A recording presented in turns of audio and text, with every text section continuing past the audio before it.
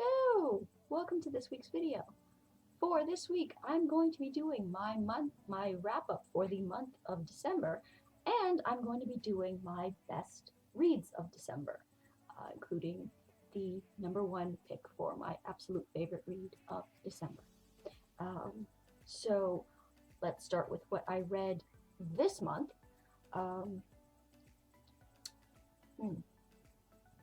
We'll say ebook for the win, paperback for the win, Audible still in a rut.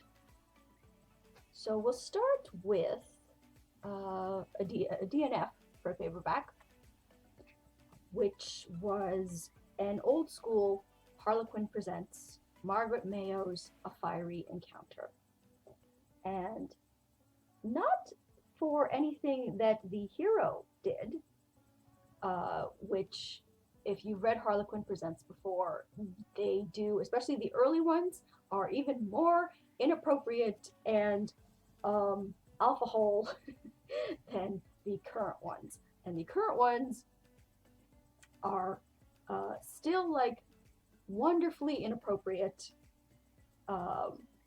but they've not as inappropriate as the earlier reads have been in the series in that category. But this one was a DNF because of something that the heroine did or thought, I guess, a thought that she had. So, A Fiery Encounter. I'm going to read the back blurb for you.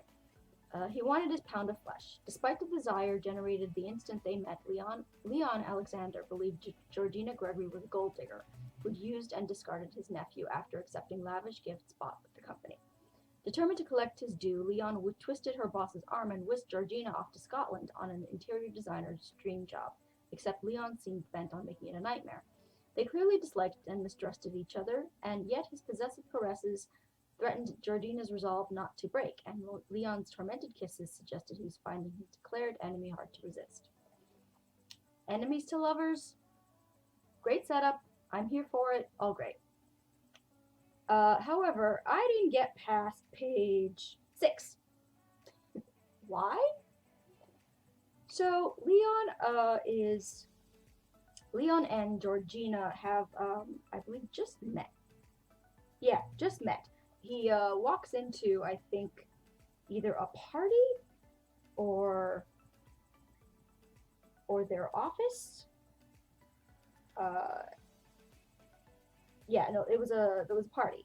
It's a party, and he walks in, and Georgina and her friend Helen are talking about him,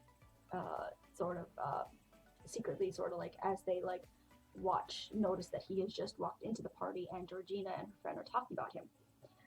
And Georgina, now, okay,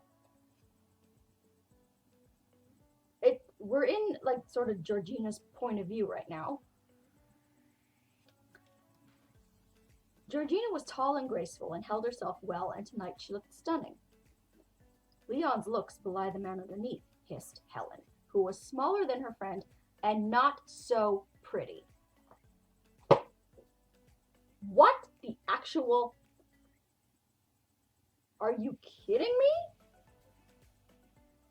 This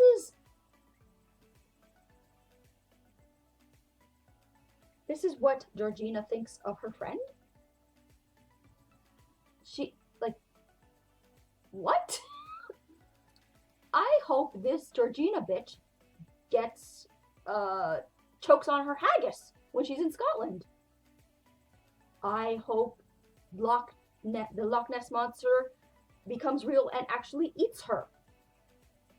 I hope that she falls off one of Scotland's many mountains.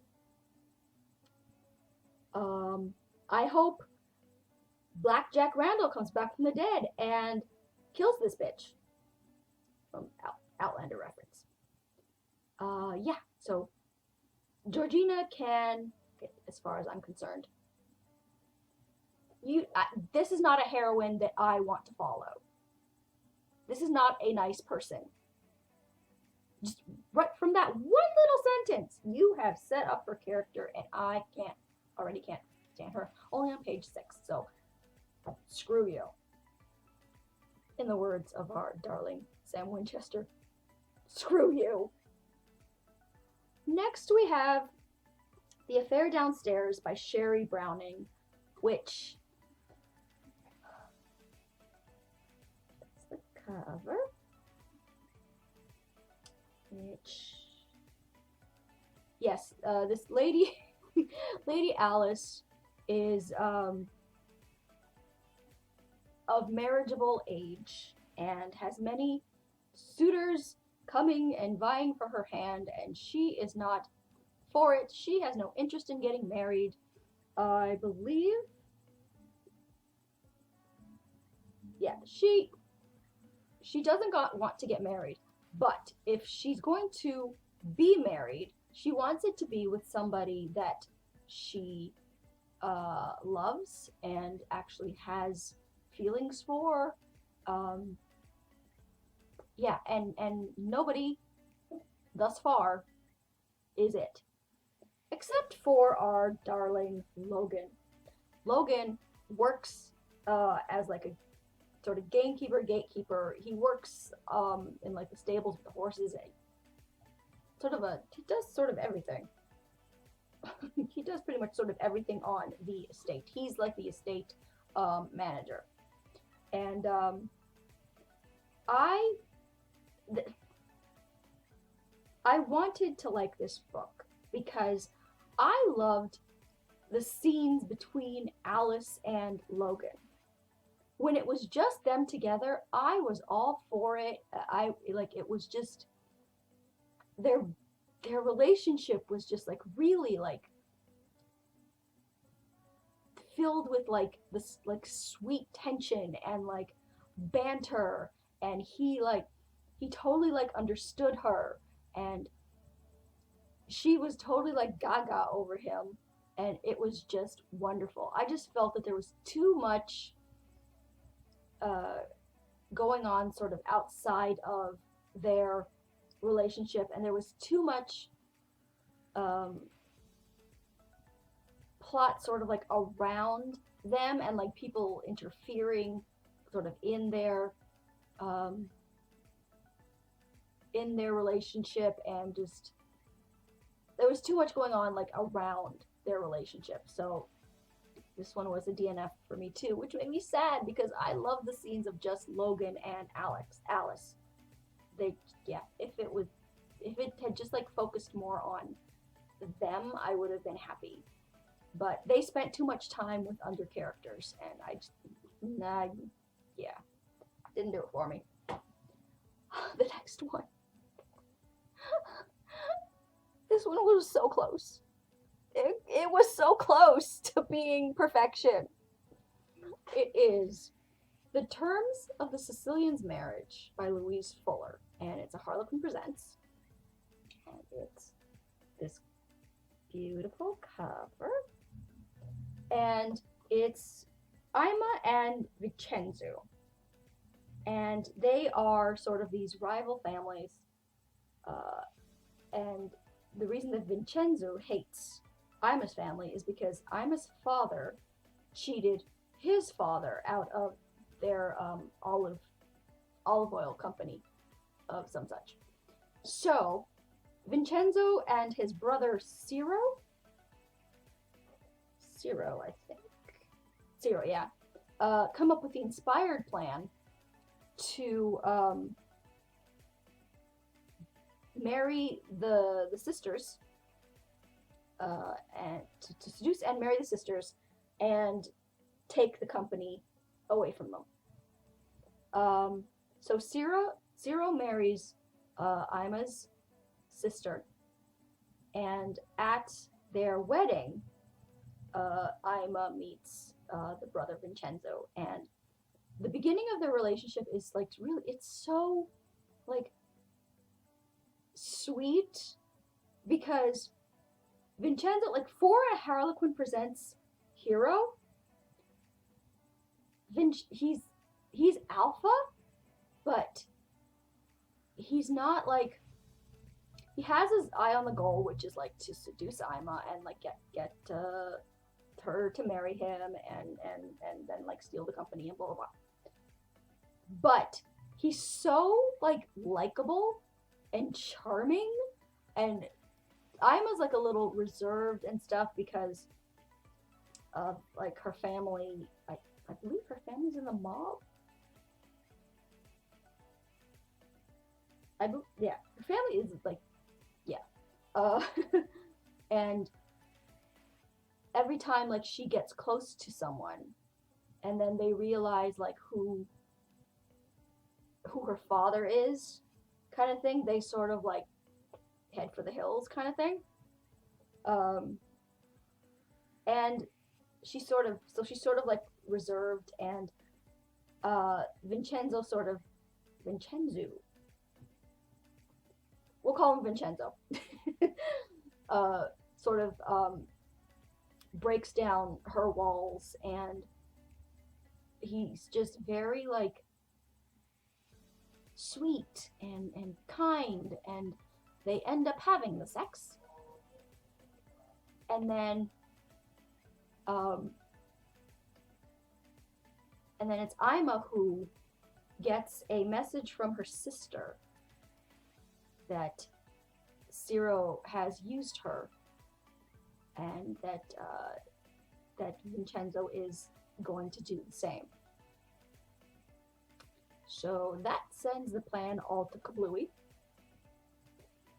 But Ima, because of like who her father is, she says, okay, you wanted to marry me to screw me out of my my father's company, which was your father's company.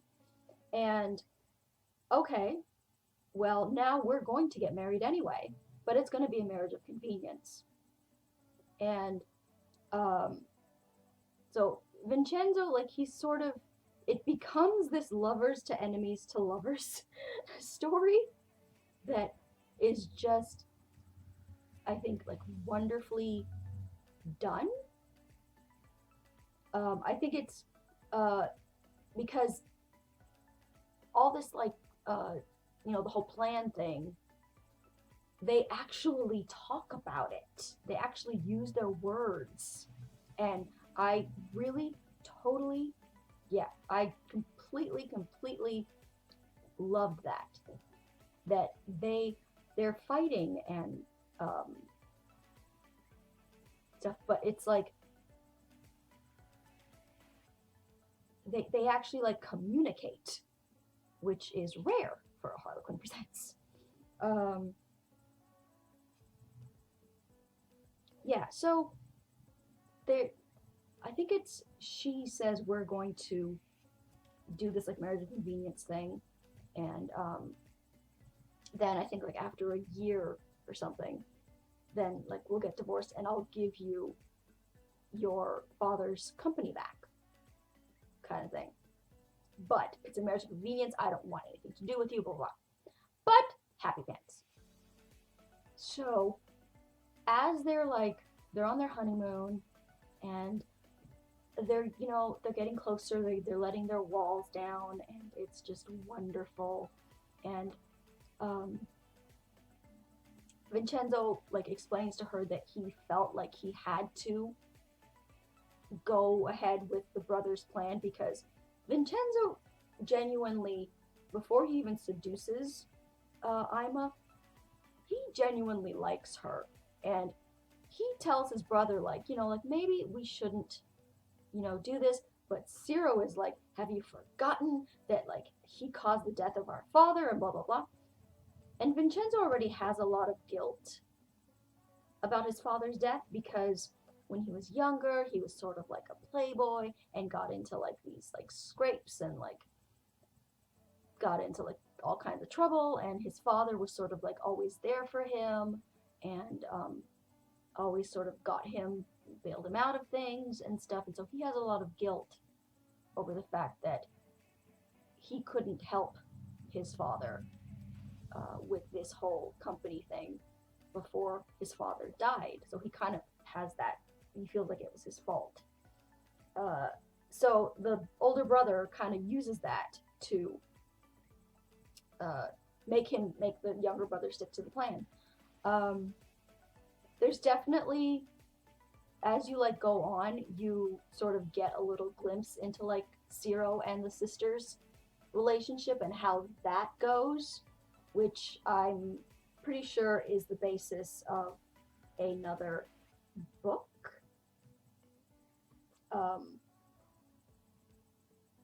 So I'm very interested to read that story, the sister and Ciro story.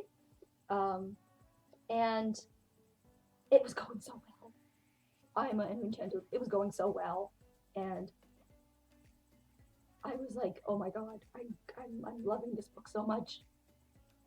And then there was the last plot conflict thrown in for no reason, as but to give one last conflict, because apparently these two were in love and using their words and communicating and being just awesome, and their romance was developing wonderfully. We couldn't have that. So there was a last-ditch burst of guilt that Vincenzo had, because at a certain point, Ima starts to think that, oh, maybe we don't have to divorce. Like, maybe he will want to, like, stay married to me, and, like, things have been going so well, and, like, we're growing close, and I actually love him, and then Vincenzo decides that he's not good enough for Ima because of his guilt from his father, and sort of pushes her away and says that, like, no, it's not a good idea for us to stay married, and let's just let's go head back home now and continue on with our, like, arrangement, but it's either like continue on or let's just end the arrangement kind of thing. And yeah, so it was basically Vincenzo's guilt reared its head and made him push Ima away in the last bit of the book, which I didn't like. And then he gets his head out of his ass and realizes, oh yes, I do love you, Ima, and what was I thinking, and blah blah blah blah, and let's be happy together. And she's like, oh yes, let's be happy together. The end. It was so close. It was so close to being this wonderful, perfect Harlequin Presents. And then they threw in that last ditch stupid conflict for nothing. For nothing, because we already knew that Vincenzo had that guilt, and like there was no reason for it to like rear its ugly head now that Ima was telling him that she had like genuine feelings for him and let's be married for real. There was no reason for that. They were headed towards that. And so that sort of made it from like an A to an A minus, because like, and that A minus minus hurts me. That minus hurts me because this was so close to being a perfect Harlequin Presents. But I am looking forward to reading the brother's story, Ciro's story. Let's see. So for those are my paperbacks. So for my ebooks, we have Jan Moran's Flawless. Oh, that is not gonna work. I am gonna have to. Is that gonna work like at all? Oh wait, yeah. Okay, there we go. Jan Moran's Flawless. Now, I loved this book. The heroine's name is Verena, and the hero's name is Lance. Now, Verena has taken over her grandmother's skincare company, Mia, Mia had started the company um, sort of from, I think, from the 40s, I believe, and has built this company, this skincare company, to be like mega successful, and um, and it's sort of like always sort of been in the family kind of thing, and so Verena takes it over when Mia's getting on in age, and I think she's had a cancer scare or something like that, um, and so Verena takes it over.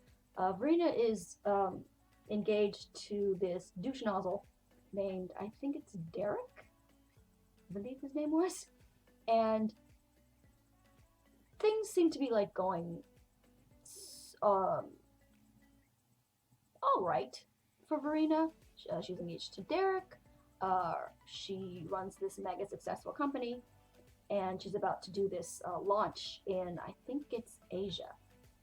They're about to do a launch of their company, sort of like new inventory and stuff in Asia. And then her inventory guy, or some guy who is like important in the company, dies,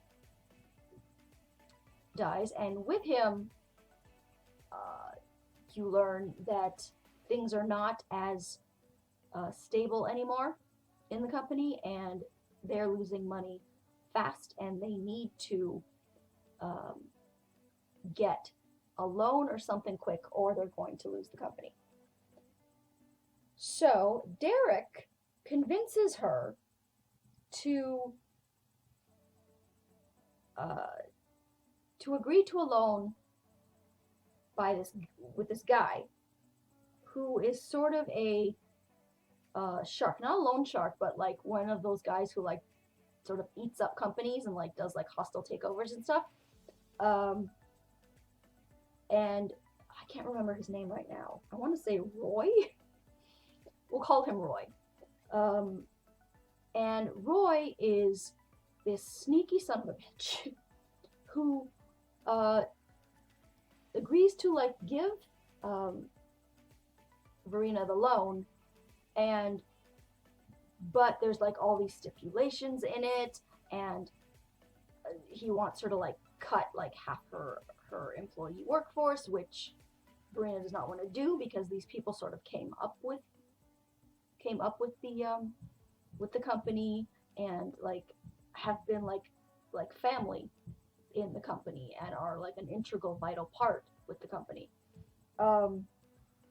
And in the midst of all this Jesus H. Roosevelt Christ comes Lance, our hero Lance, who is the darlingest cupcake of a man. I loved Lance so much. First of all, he's a chef, so the food porn. Is that gonna? God damn it. The food porn, y'all. The food porn in this book. Oh my god. Was so good, even just for that. And they meet actually at the I think celebration where she is like getting some kind of award, but that's also like the night that she learns that the guy, one of her like head office guys, dies. But then there's some like shenanigans about like whether he died or whether he was murdered. And then you have sort of Derek's sort of showing his true colors when it comes to whose best interest he's actually trying to serve here. If it's his fiancée, who he's supposed to love, or it's this bastard Roy. And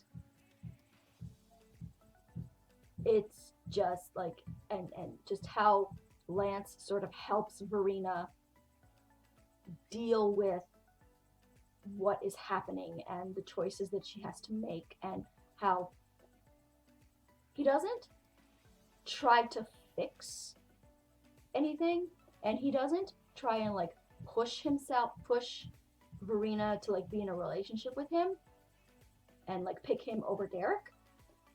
He's just sort of there, supporting her and being there for her, but he lets her know in no uncertain terms, I'm attracted to you. I want you. I want to be with you.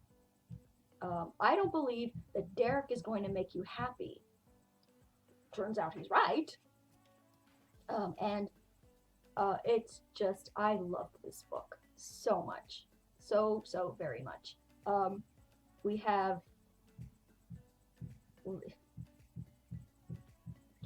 Verena has two other friends. One of them is Scarlett, who is a lawyer, and another one is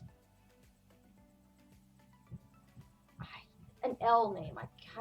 I'm sorry, I can't remember the name, but I'm pretty sure that the friends get their own books, because I think at the end of this was a preview to, I think it's Scarlett's book.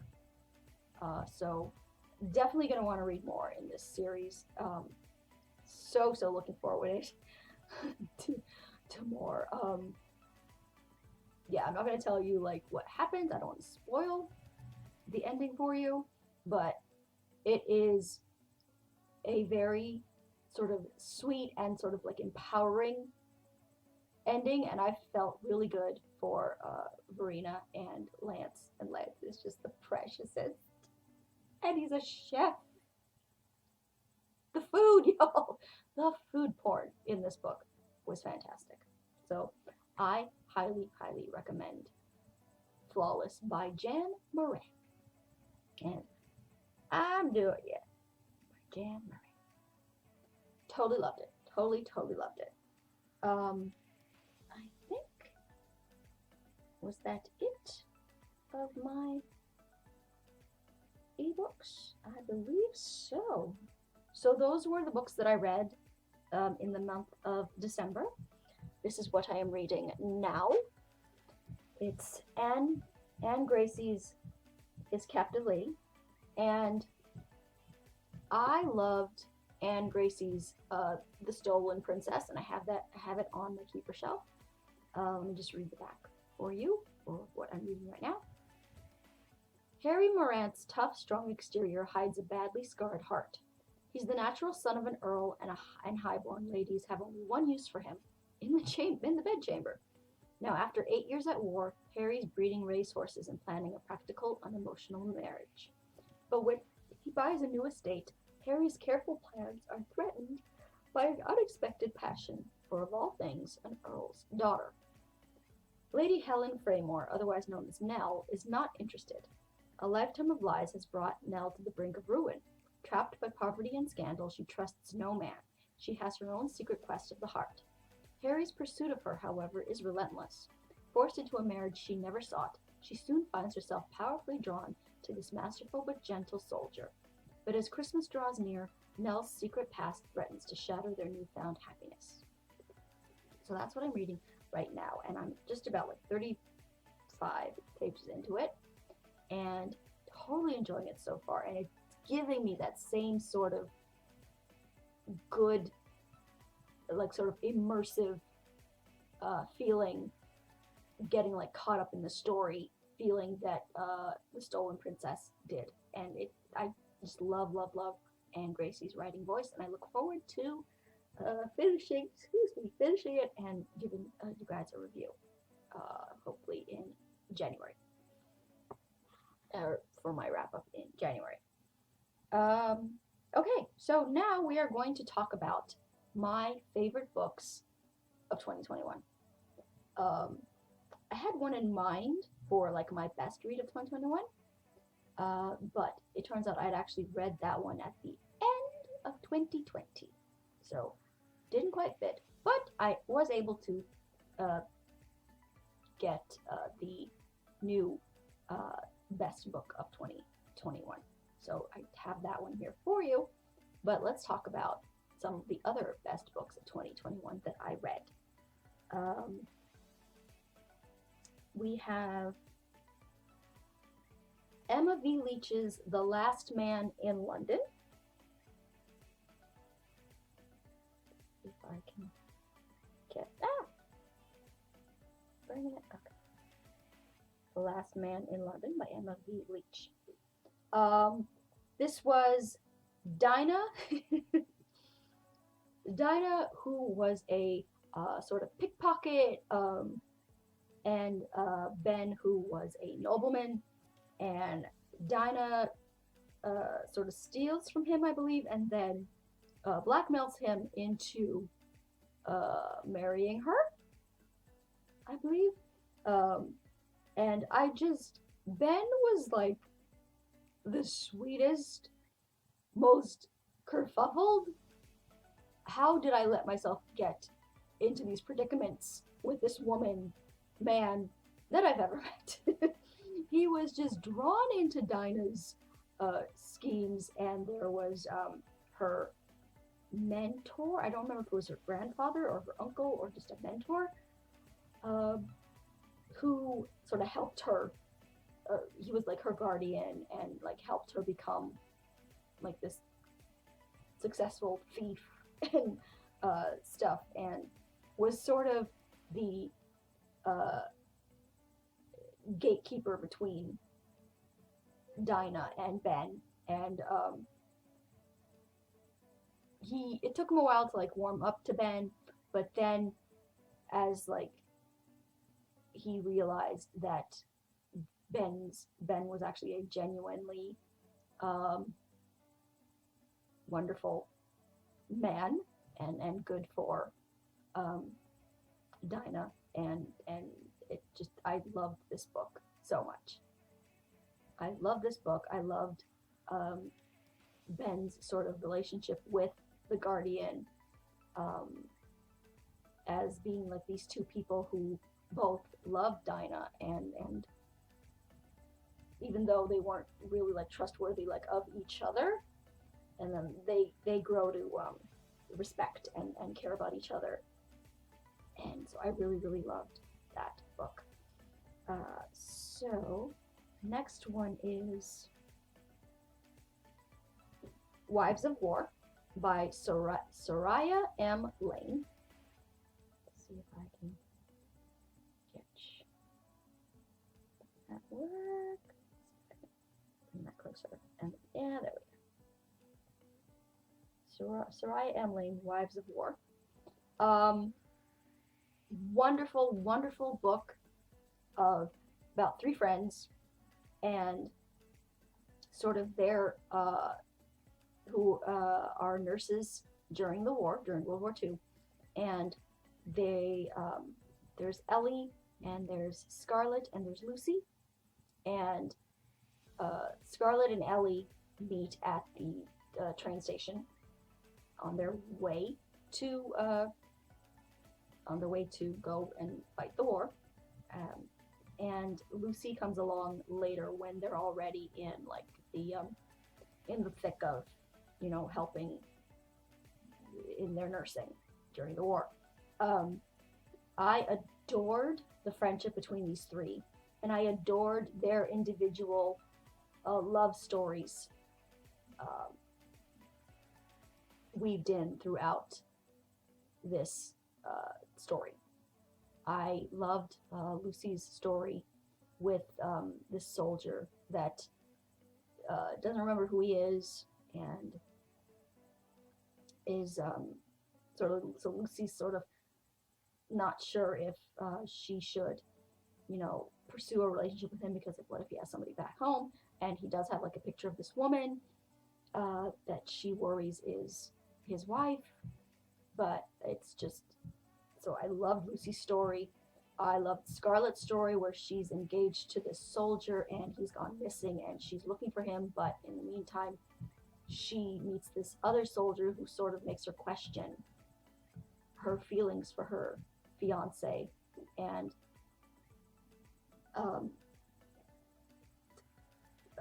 her feelings for her fiance Thomas, and so she starts to fall in love with this man James, and that sort of the angst there between, like, should she stay with Thomas, like, if he is even alive, or should she, let go of the past and pursue this future with James. Then we have Ellie, who falls in love with Dr. Spencer, and I loved sort of Ellie's evolution as a character, because she comes, like, I loved all of the women. There's a particular moment with Ellie where you meet her and she's this, like, happy-go-lucky, life of the party kind of girl. And then as the war sort of goes on and on and on, it takes its toll on her, and you actually see her break and have, like, a breakdown. And I thought it was just so well done, and how she recovers from that, and how she fights to come back from that, and Spencer's just love and support of her is just perfection. This book was just perfection. So in ebooks, I would say that it was my best ebook of 2021. But I also wanted to mention Her Husband's Harlot by Grace Calloway. So maybe I should have done this one first. Sort of like leading up to. See if I can. Let me just do that. There we go. Her Husband's Harlot by Grace Calloway. I think I will be putting, like, pictures up here or here somewhere. Because that might be, I think that'll be easier when I go back and edit. So I can't remember. I remember his name is Nicholas. The husband's name is Nicholas. And her name is Helen, I believe. I don't have it with me because I just have the picture. And they are married, and they're newlyweds, and he, I guess, is sort of like, he's more experienced with women and sex than she is, and the wedding night goes really, really badly, because I don't think he'd ever been with a virgin before. So it goes badly, and there's this tension between them now, and, like, it's not good. It's not the good kind. And now she's worried that he's being unfaithful, that he's going off to the brothels to get what he's not getting at home. Because they, he tries again, to kind of, be with his wife, and it does not go well, because he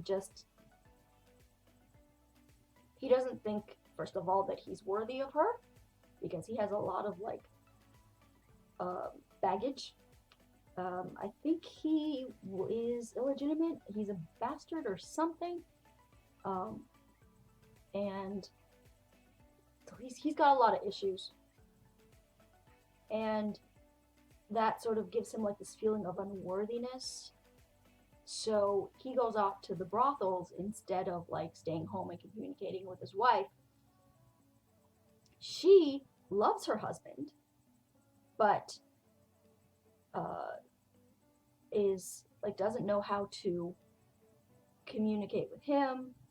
And now she's afraid that he's going off to brothels and visiting prostitutes, and so she is heartbroken by this and angered by this, so she decides that she's going to go and confront him at the brothel. However,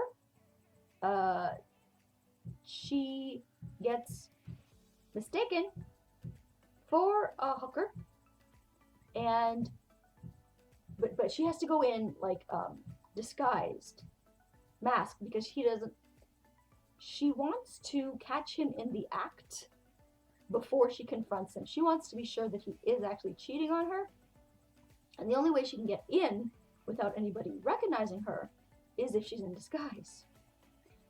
So she's in disguise.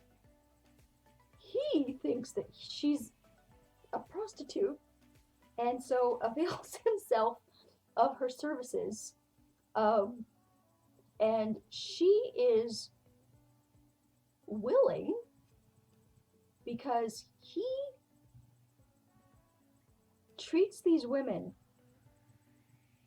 and he's a better lover with these women than he was with her, because he thinks that, oh, she was a Virginia lady, I shall not bother her with my beastly urges, and yada yada.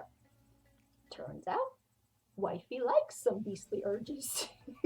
So there's this weird sort of thing going on where the only time that she can actually like open up to him, and like where they can only communicate like or like feel close to one another, is when she's pretending to be this hooker.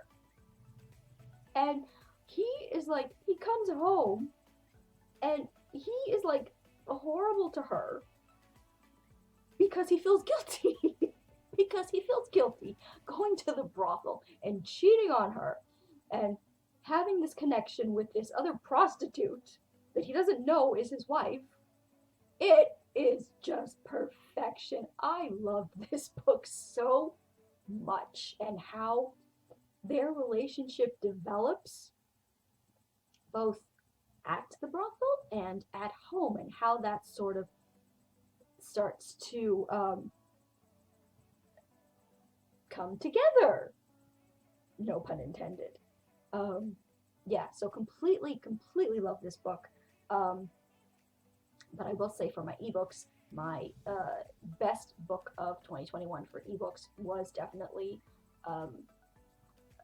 Wives of War by Soraya M. Lane. So that was ebooks. Audible was not great for me this year. The best Audible, my favorite Audible book, I pretty much DNF'd almost all the Audible books that I tried this year. I have like I checked in like my library to see like the ones that I had read, the ones that I'd finished. And this one was pretty much the only one this year that I had finished and enjoyed. And it's a nonfiction. And it is Clanlands by Sam Heughan and Graham McTavish from Outlander. And these two cuckoo-magoos decide, get over there. There we go. Clanlands. These two decide that they're going to go and take us on a visual journey throughout Scotland. And they wrote a book about it, and there's a show about it on Starz called Men in Kilts, and I haven't watched it yet, but because I don't have Starz, and so I have to figure out how I'm going to be able to watch it, because I do still want to watch it. But I absolutely loved the audiobook so much. It's read by both of them, Graham McTavish and Sam Heughan, and just the banter and the humor and the way that they like play off of each other in the audiobook is just chef's kiss, y'all. It's just perfect. Loved it so much. So definitely my favorite audio book of 2021. And so now we have our paperback reads of 2021. And of my favorites, there are only two. And so this one is my runner-up, and it is The Marriage Contract by Katie Robert. And it's Teague O'Malley and Callista Sheridan, rival families, and who are trying to stop a mob war, and the best way to do that is through an arranged marriage. So that's all fine and good, except that the first person that Callista was supposed to be married from that family was actually from a different family. She kills in self-defense because he tries to rape her, because he is a rapey, abusive piece of crap. So that did not go well. So then they decide that they are going to arrange a marriage for her with Teague O'Malley. Um, and Teague O'Malley is the ex-best friend of the brother of the guy Callista killed. And first, I will start off by saying that I loved the friendship that develops first between Teague and Callista. There's the attraction that's most definitely there, but the two of them have this wonderful sort of friendship and just like supporting each other through this arranged marriage, and they're determined to, make it work and make each other happy and just be there for each other. And it's really, really a beautiful, beautiful relationship. Um, I really, really loved the little bit of a some peek at like a subplot where you get where um, Teague and used to be friends with the brother of the guy that Callista killed. I think the brother's name is James, and because the families are rivals now, um, or also rivals, I guess. Um, their friendship hasn't survived, and you can see with both men that they miss the friendship that they used to have, and I love that, and I really, really hope and look forward to in the rest of the series that friendship sort of reaffirming itself, because Teague's sister, I think what was her name? Karina?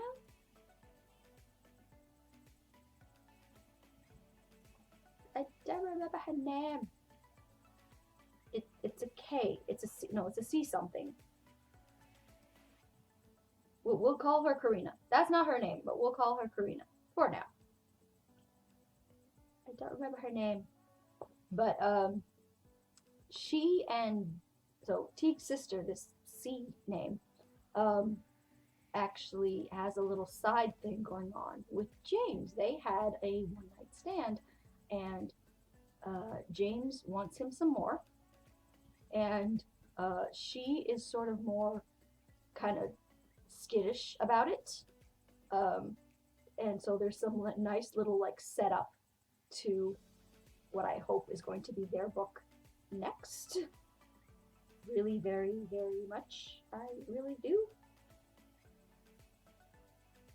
Kerrigan O'Malley was her name. Yes. And their book is called The Wedding Pact, and I'm very, very much looking forward to that one. And I just loved how Kerrigan helps Callie with when they're in like this dangerous situation, and they save themselves, and it's awesome. They save themselves before the guys even get there, and it's just, I loved it so much. So yeah, this one was definitely a runner-up to best of 2021. However, the best of 2021 for me, in my opinion, of the books that I read, was Pam Jenoff's The Diplomat's Wife. I loved this book.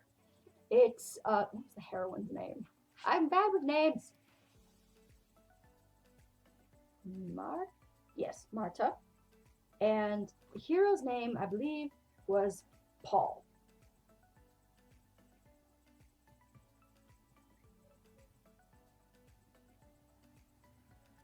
Yes, the hero's name is Paul. Paul rescues Marta from a Nazi prison where she is being tortured for information because she is part of the is part of the resistance. And then, so they're like, he rescues her and then sort of leaves as she's recovering in this hospital. she becomes friends with this woman named Rose, and the woman who sort of runs or is like one of the head nurses at the hospital, Delia. And so then Paul eventually, I think, she finds him again. He comes to the hospital, and they have this wonderful, like, little reunion, and they are, like, together, and they decide that, like, they're going to get married, and they're going to be happy, and of course, that's, like, in, like, the beginning of the book, so of course, shit happens to impede that from happening. So Rose, their friend Rose, unfortunately dies, and Delia tells Marta, to go and like tell her family, and give this letter to Rose's family, and like give her personal effects to Rose's family, and so she does, because I believe shortly after, like, Rose dies, and then yes, so they're on the way. So Marta's on the way to go meet Rose's family, and on the ship she meets a man named Simon. Simon is very much, this like debonair, dashing gentleman, and he is very obviously attracted to our Marta. But Marta tells him, I'm engaged, to a man, and I'm going to meet him after I go and do this thing for my friend who passed away. And he's like, oh, okay, maybe we'll meet in like another life or something. And he like, even because he wants to hire her for a job there, and she's like, oh no, like I'm gonna meet my, I'm gonna do this thing, and then I'm gonna like go and like meet my fiance, and we're gonna be happy and blah blah. Well, she goes to like meet Rose's family, and they like hit it off, and it's wonderful. And then she gets the news that Paul died in a plane crash. Kind of.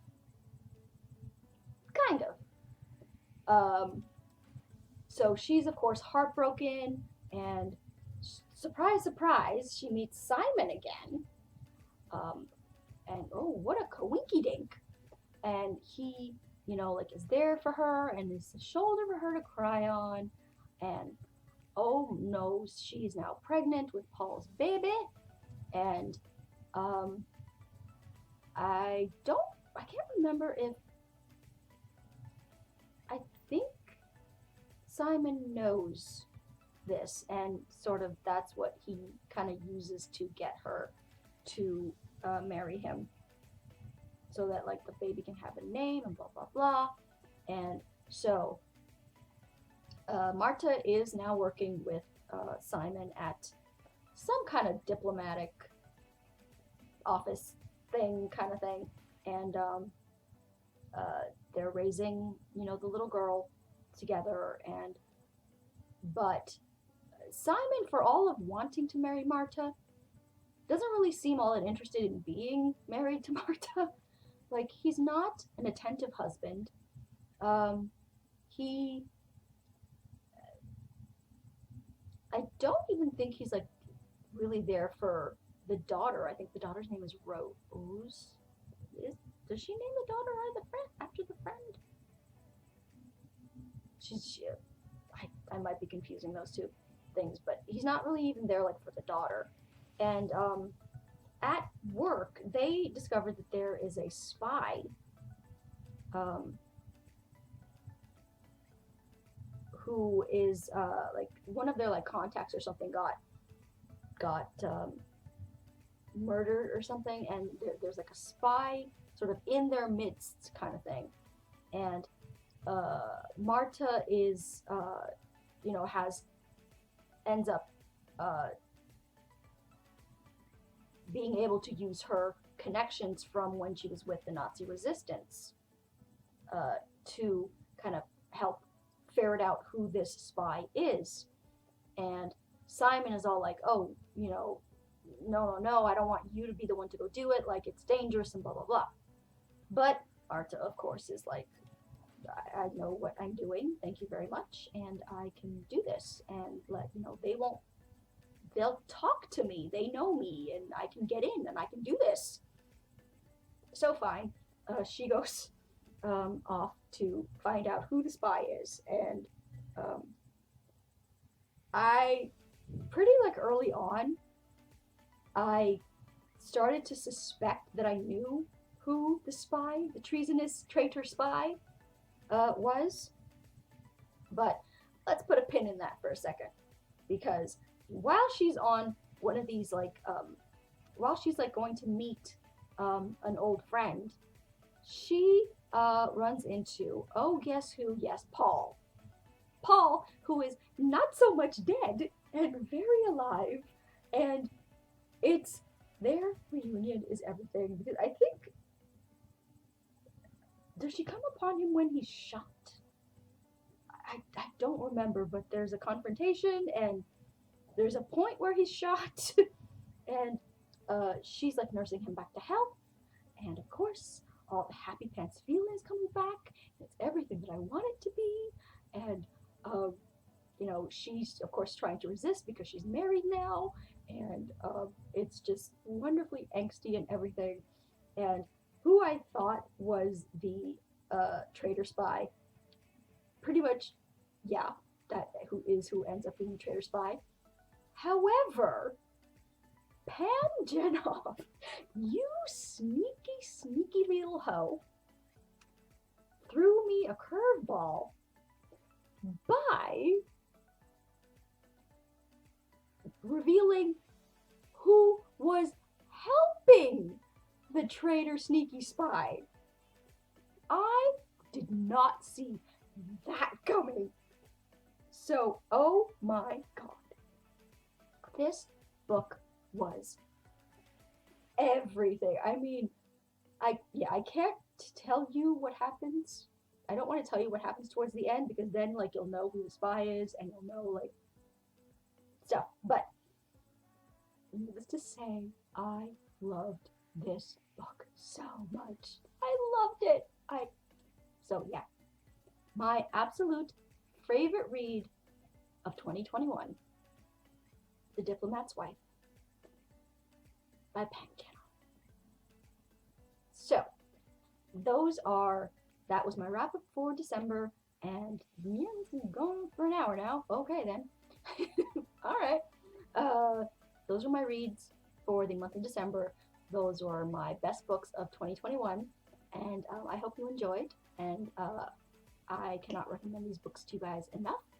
I hope that you pick them up, and you can tell me if you haven't picked them up, or if you've already picked them up and read them. Let me know. I'd like to know your thoughts on them, and when you do pick them up, I definitely want to know your thoughts on them. And so that's going to be it for this week's video. Happy New Year, y'all. 2021, in my personal opinion, even for all the ridiculousness that happened, was not as big a cluster as 2020. It was a smidge better. So let's look with hope and optimism towards 2022. So follow me on Twitter at twitter.com/authorejamie. Like my Facebook page at facebook.com/authorejamie. And I will talk to you guys later. Bye.